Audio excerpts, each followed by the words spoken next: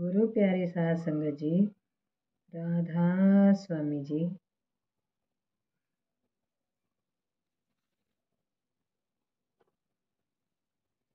बाबू गुलाब सिंह जी हजूर जी की नौकरी के दिनों में बहुत समय तक हजूर जी के मातहत हेड क्लर्क और स्टोर कीपर रहे थे। वह उन दिनों की बातें सुनाया करते थे। वह बताते थे कि हजूर बहुत ही परिश्रमी थे। अपना कार्य इतनी मेहनत और जी जान से करते थे कि हम लोग भी, जो भी उम्र में आपसे बहुत छोटे थे, थक कर चूर हो जाते थे। जब भी कोई बहुत जिम्मेदारी का काम आपके सुपुर्द किया जाता तो उसे पूरा करने में आप अपना खाना पीना तक भूल जाते थे। अपने मातहतों को भी हमेशा पूरी लगन के साथ काम करने की प्रेरणा देते रहते। जो कार्य अन्य अफसर 1 महीने में करवा सकते थे, उसे हजूर जी 15 दिन में पूरा करवा लेते। आपकी नम्रता और प्रेमपूर्ण वचनों ने मातहतों का दिल जीत लिया था। वे आपका हुक्म पूरा करने में खुशी महसूस करते। हजूर जी कभी किसी के प्रति सख्ती या कठोर व्यवहार नहीं करते। समय की पाबंदी, कर्तव्य के प्रति लगन और अनुशासन के आप स्वयं ही जीता जागता उदाहरण थे। आपके साथी और मातहत भी आपसे प्रेरणा पाकर अनुशासन और लगन के साथ कर्तव्य पालन में जुटे रहते। जहाँ भी कोई मुश्किल काम होता, वहाँ हजूर जी को भेज दिया जाता। मरी का वाटर वर्क्स जल योजना भी हजूर जी की निगरानी में ही बना था। बड़ी दूर से पानी लाना था। रास्ते में सख्त चट्टानें और दुर्गम पहाड़ियाँ थीं, जिनमें से पाइपलाइन लाना बहुत मुश्किल काम था। पहले तो अंग्रेज अफसर इस काम में लगे थे। वे छेनी हथौड़ी से पत्थर कटवाते थे, परंतु इसमें समय बहुत लगता था और खर्च भी काफ़ी होता था। विभाग के बड़े अफसरों ने इस पर विचार करने के लिए एक मीटिंग बुलाई। इसमें हजूर जी ने सुझाव दिया कि बारूद से सुरंगें उड़ाई जाएं तो खर्च बहुत कम आएगा। हजूर जी के सुझाव को पसंद किया गया और उन्हें इस पर अमल करने के लिए कहा गया। हजूर जी के मार्गदर्शन और निगरानी में कार्य तेजी से चलने लगा। जब इस कार्य के अंतिम पड़ाव पर पहुंचे तो शहर का वह भाग आ गया जहां यूरोपियन लोगों के बंगले थे। अब पाइपलाइन को उस सड़क के नीचे से जाना था जहां कुछ बड़े अंग्रेज व्यापारियों की दुकानें थीं और एक शानदार गिरजाघर था। व्यापारियों और पादरियों ने सरकार को नोटिस दे दिया कि अगर विस्फोट से उनकी संपत्ति को नुकसान हुआ, अगर खिड़कियों का एक शीशा भी टूटा, तो सरकार को उसका हर्जाना अदा करना पड़ेगा। इस पर सरकार को बड़ी चिंता हुई। ऊपर से हुक्म आया कि बारूद और सुरंगों से विस्फोट करना बंद किया जाए।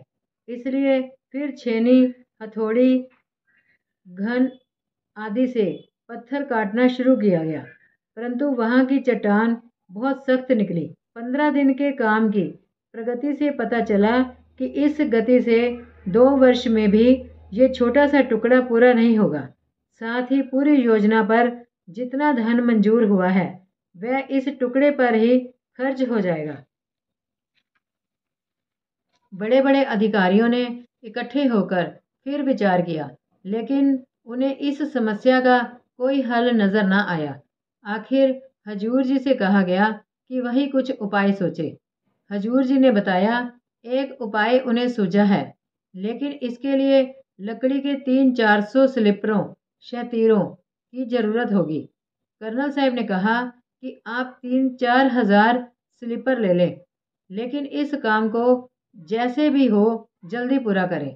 तब हजूर जी को इस योजना पर इच्छा अनुसार खर्च करने का अधिकार भी दे दिया गया।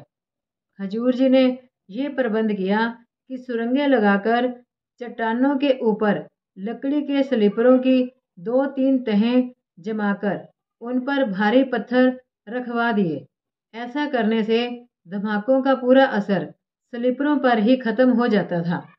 उस हिस्से में पाइपलाइन डालने का सारा कार्य हजूर जी खुद खड़े रहकर अपने सामने करवाते थे। हजूर जी के मातहत और मजदूर इस कार्य में निपुण हो गए थे और काम अच्छी तरह से चल रहा था। एक दिन सुबह जब ठीक गिरजाघर और एक अंग्रेज की बड़ी दुकान के बीच में काम चल रहा था, हजूर जी का नौकर दूध लेकर आया। उस दिन हजूर जी सुबह रोज से जल्दी चले आए थे और नौकर से कह आए थे कि दूध मौके पर ही ले आना। हजूर जी ने अपने आदमियों को पहले से रखे हुए विस्फोटकों को छोड़ने के लिए कहा और दूध पीने के लिए एक और आ गए। हजूर जी ने उस जगह पर 8 सुरंगें खुद खड़े होकर अपने सामने लगवाई थी। 4 पर शतीरें लगा दी गई थी और बाकी 4 पर अभी रखी जानी थी। जब हजूर जी लौटकर आए तो देखा कि विस्फोट सफलतापूर्वक हो गया था। इस पर आपने कहा कि चलो अब बचे हुए 4 विस्फोटकों पर भी स्लीपर लगा दें। इस पर हजूर जी के ओवरसियर ने कहा, लेकिन साहिब हम तो पहले ही उनमें फ्यूज लगा चुके हैं। ये सुनकर हजूर क्षण भर के लिए भौचक्के रह गए, परंतु दूसरे ही क्षण आप उन विस्फोटकों की ओर दौड़ पड़े जिनमें आग दी गई थी। हजूर जी का ख्याल था कि हो सके तो उन फ्यूज को बाहर निकाल लें। साथ वाले अफसरों ने आपको रोकना चाहा।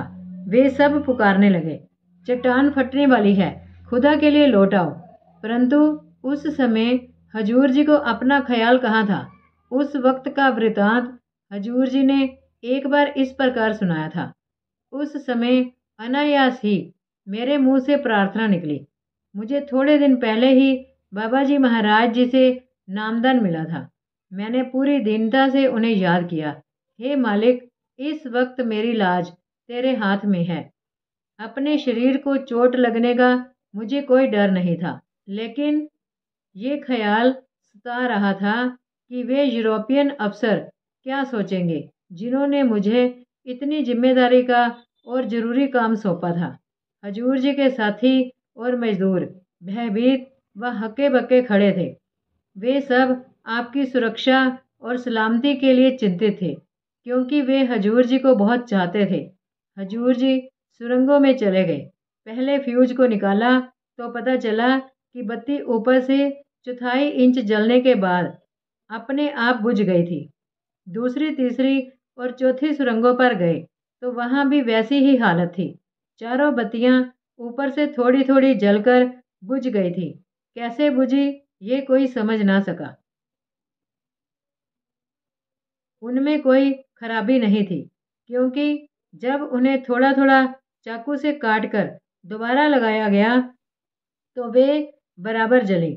हजूर जी फरमाते थे कि उस वक्त सतगुरु दीनदयाल जी की दया मेहर के प्रति जो भाव मन में आया वह मेरा दिल ही जानता है।